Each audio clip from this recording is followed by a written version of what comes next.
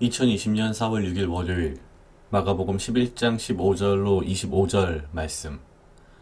저희가 예루살렘에 들어가니라. 예수께서 성전에 들어가사 성전 안에서 매매하는 자들을 내어 쫓으시며 돈 바꾸는 자들의 상과 비둘기 파는 자들의 의자를 둘러 엎으시며 아무나 기구를 가지고 성전 안으로 지나다님을 허치 아니하시고 이에 가르쳐 이르시되 기록된 바 내 집은 만민의 기도하는 집이라.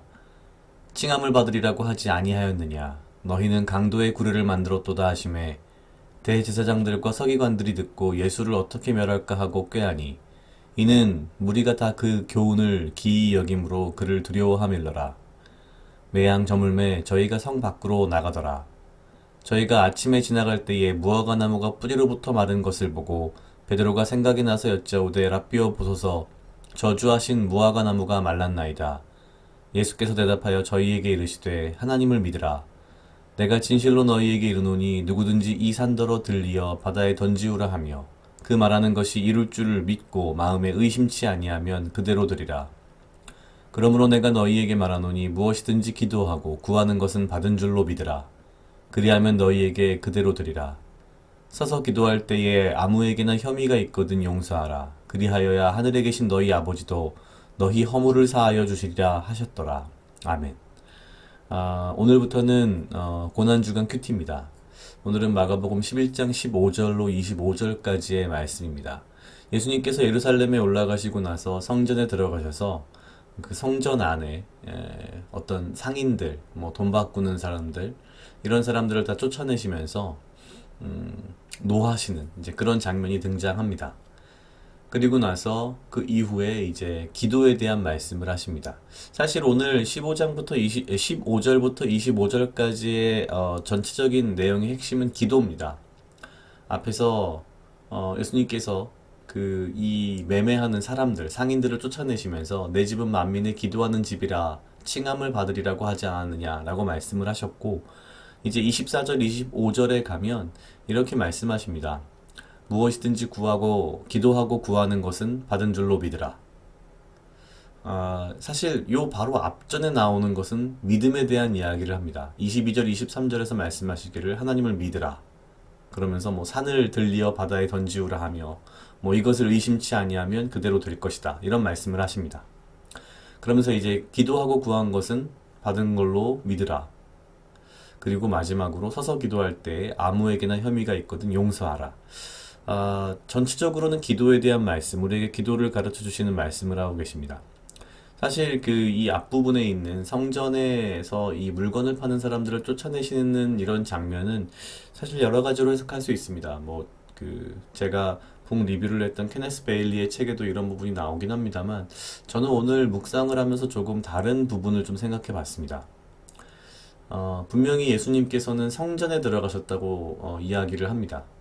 우리가 알다시피 성전이라고 하는 것은 어떻게 보면 예수님이 오심으로써 이제는 큰 의미가 없어진 그런 장소입니다.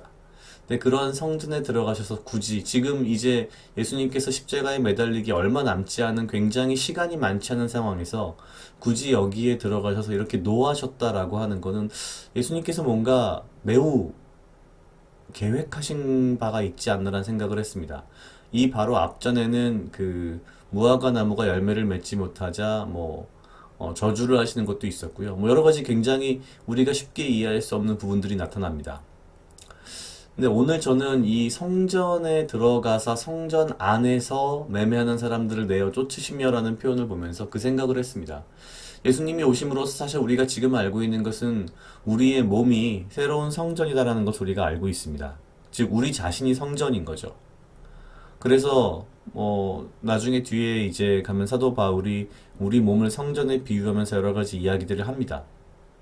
그렇게 본다면 예수님께서는 여기 지금 성전 자체를 예루살렘 성전, 물론 그것도 이야기하는 거겠지만 의미상으로는 우리 자신에 대하여 이야기하시는 것이 아닌가라는 생각이 들었습니다.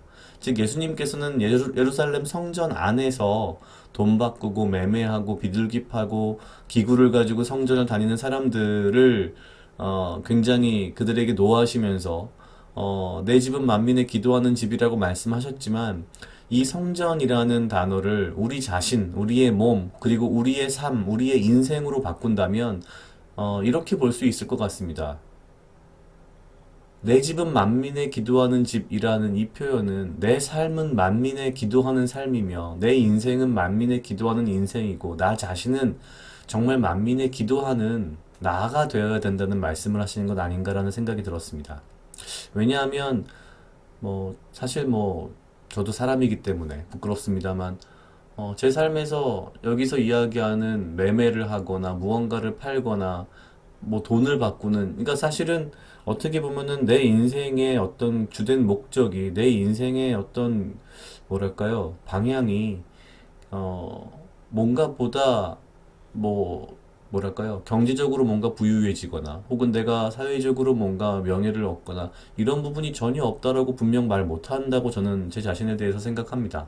매일매일 아니라고 부정해 가면서 살긴 하지만, 분명히 저도 인간이고 제 마음 가운데 안에 이 죄성이란 게 있기 때문에 사실 이런 부분들을 피할 수 없습니다. 그런 면에서 봤을 때 지금 예수님께서 말씀하시는 것은 우리에게 우리의 삶의 목적이 우리가 더 잘 살고 더 뭔가 사회적으로 존경을 받거나 명예를 가지거나 권력을 가진 이런 것이 아니라 그런 것들로 우리의 삶을 우리의 인생을 더럽히거나 복잡하게 만들지 말고 우리에게 말씀하시기를 기도하라라고 말씀하신다는 생각이 들었습니다.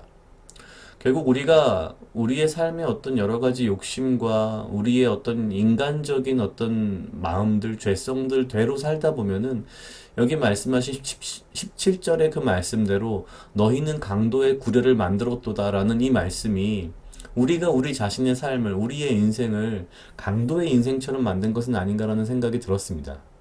그러면서 이제 기도에 대해서 말씀하시기를 마지막 24, 25절에 가서 말씀하시기를 기도하고 구하는 것은 받은 줄로 믿으라.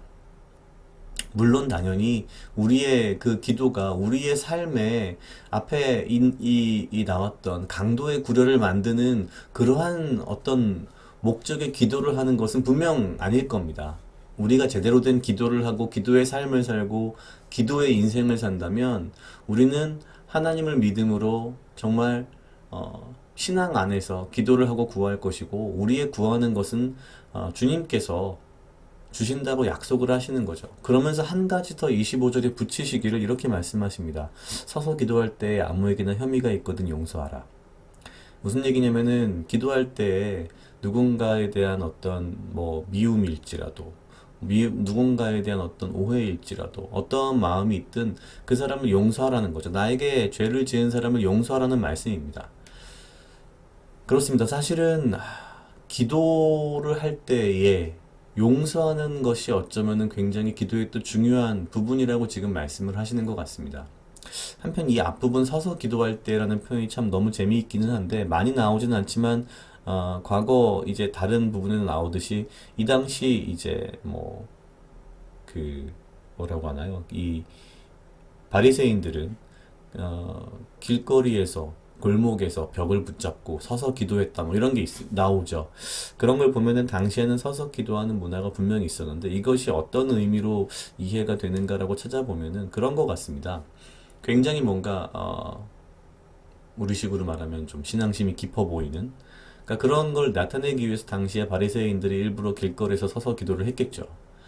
그런데 이제 제 자신을 가만 생각을 해보니 제가 서서 기도했다라는 표현 가운데 내 삶에서 서서 기도한 적이 있는가를 가만 생각해 봤을 때 그냥 가만히 서서 기도한 건 아니지만 내가 이렇게 걸어 다니면서 혹은 내가 내 삶을 그러니까 이 하루를 살면서 움직이면서까지도 내 속으로 내 마음으로 계속 꾸준하게 하나님께 구하고 기도하는 그런 기도를 한 적이 있는데 그런 경우들을 가만히 살펴보면 다 무언가 나에게 굉장히 뭔가 절박했거나 그런 상황에서는 항상 그런 게 좀 있는 것 같습니다. 우리가 물론 따로 시간을 내어서 무릎을 꿇고 조용한 곳에서 기도를 하기도 하지만 삶의 절박함이 다가올 때에는 그냥 정말 걸어 다니면서이든 서서 하든 뭘 하든 움직이면서도 기도를 하는 것이죠. 무슨 말씀인가 하니 우리가 정말 인생의 절박함을 앞에 두고 기도할 때에 어찌 보면 그 순간에 누구든지 나에게 죄를 지은 사람이 있다면 용서를 해야 한다는 말씀을 하고 계시는 것 같습니다. 결국 하나님께서는 우리의 삶이 기도로 채워지고 우리가 믿음으로 기도하며 그리고 우리가 기도를 통해서 용서하는 삶을 살기를 그리고 더 나아가서 우리의 이웃과 원수마저도 사랑하는 삶을 살기를 아마도 바라신 것은 아닐까 이제 그런 생각을 좀 해봤습니다. 각자 약 2분 정도 묵상하시겠습니다.